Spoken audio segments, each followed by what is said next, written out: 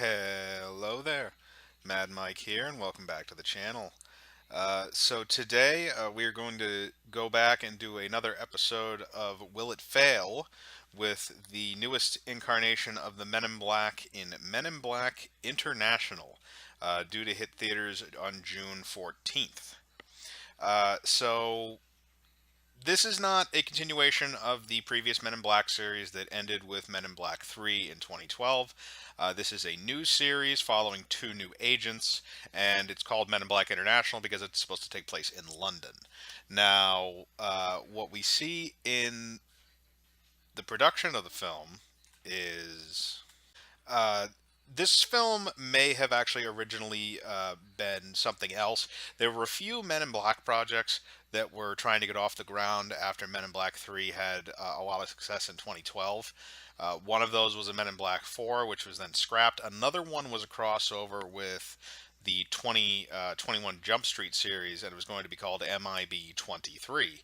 Thankfully, that was canceled. That was actually, I guess, originally supposed to have Jonah Hill and Channing Tatum come in as their characters from the 21 Jump Street series, except now they would be becoming Men in Black agents, which I think is going a bit too far to the comedic side. I mean, Men in Black is has always been somewhat comedic, but it had a very good balance of comedy and serious slash actiony moments.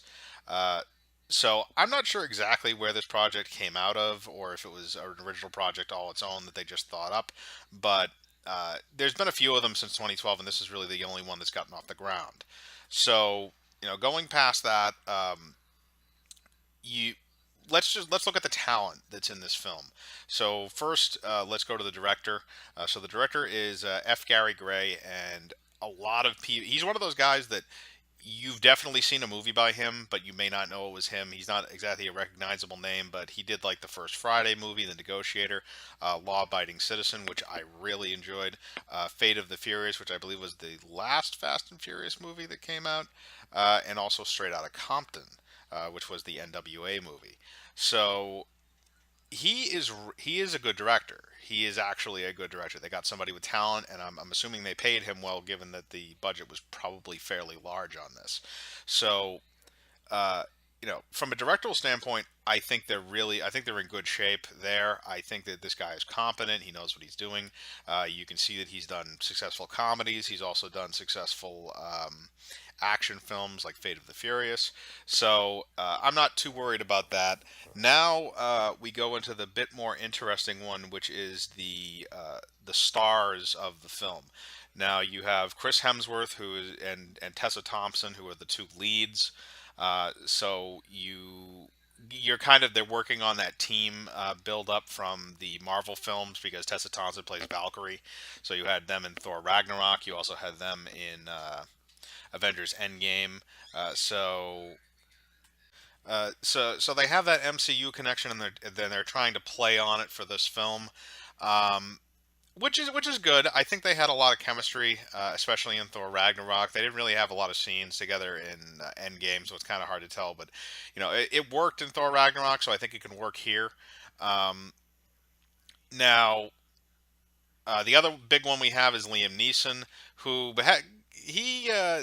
there was a little bit of backlash for him not a while back because of some comments he made in an interview, which I'm not going to go too deep into. It's just that it got some people irked, but it's blown over at this point, so nobody really cares.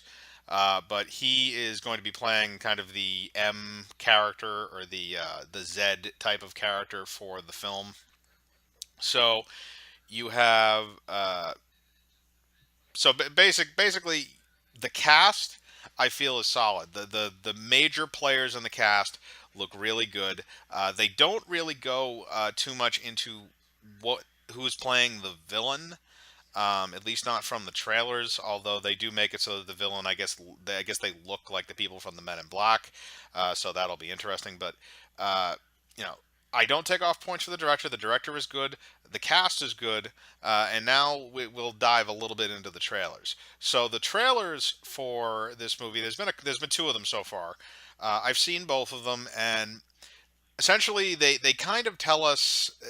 This is what I don't like about some trailers is that they tell us almost the entire story or what seems like the entire story. Because based from the trailers and the dialogue, we see that Tessa Thompson apparently encountered the Men in Black as a little kid, and they didn't neuralize her, they didn't erase her memory, so she remembers them. So she spends almost her whole life trying to track them down. She winds up finding them and then demands to join them. They allow her to because she was able to find them, and I get that's really really big because the Men in Black are basically they don't exist. Um, and she then gets transferred over to London, which is the place that is run by Liam Neeson, and she gets paired up with Chris Hemsworth. So the two of them then go out onto the city and they find this threat that's apparently these beings that can, they're from within the Men in Black. I guess the organization has become corrupt and there's these aliens that can make themselves look like Men in Black agents. And they're taking over the organization, and the only people that can stop them are Chris Hemsworth and Tessa Thompson. So again, it kind of gives most of the plot away. I'm sure there'll be some things in the movie that we're not giving away, obviously, but it gives the major points of the plot away, and I think that's kind of a bad thing in certain ways. The golden standard, at least recently for me, was the Avengers Endgame trailers because those gave away almost nothing about what the plot was, but they still got you interested in that movie. And when you look at those trailers, most of that footage, probably about 99% of the footage, was from the first 15 to 20 minutes of the film. Almost nothing after that was in there. So there was so much you didn't know what was going to happen.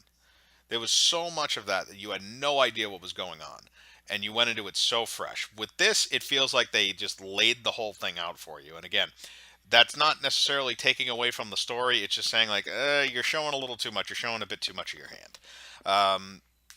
So now that we're past the trailers, um, you know, let's just look at the date because the date does have a little bit to do with this. There's not too much coming out around that time period. Avengers Endgame will have already run its course by then.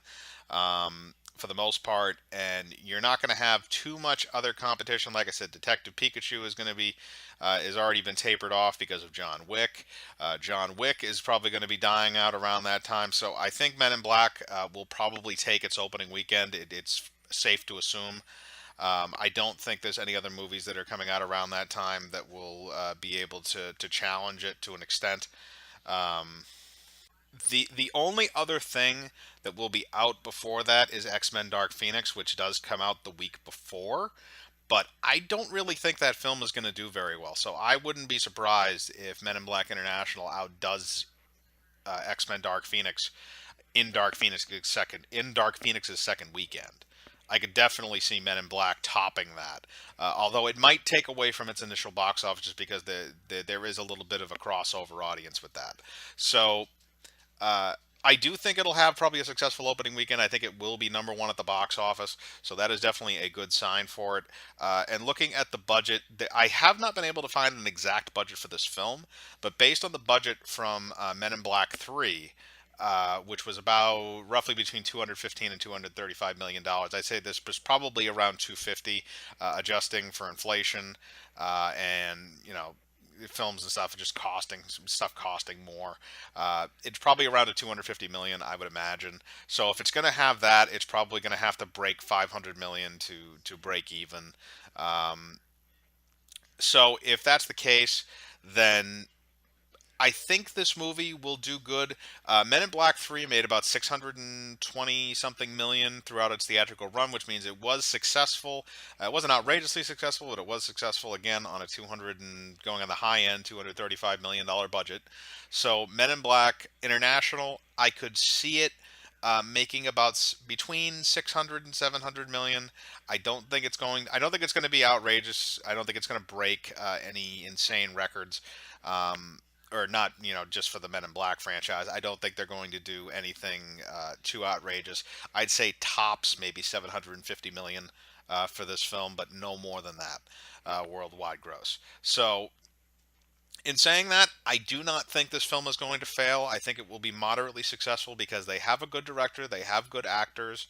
Um, and from what I can see from the trailers, at least the chemistry between the actors seems to be great. Like I said, they gave a little bit too much away from the story, but the story does not is not bad. I don't think it seems bad, and it doesn't seem like it's necessarily treading on territory that's been covered in Men in Black before. Uh, Except for the whole thing of bringing in a new agent, that kind of thing. But it seems like they're being at least somewhat original with their approach. There are a few shots in the trailer that do remind me a bit of the first Men in Black, like they take out the guns out of the trunk of the car, and it's a huge laser blaster guns, and they fire them. It's just like the first movie when they do that with to blow the spaceship out of the sky. But we'll see. We'll see. But I think this movie will be successful. I think this movie will make its money back and it'll make a profit. And who knows, we might see a sequel for it, a few years down the road if things work out. But that's my opinion. Put in the comments what you think about Men in Black International. Do you like the trailers so far? Are you interested to see it? Are you just going because you want to see Chris Hemsworth and Tessa Thompson? Put it in the comments. Put a like on the video, hit the bell for notifications, subscribe, and remember, I live my life free of compromise. Do you?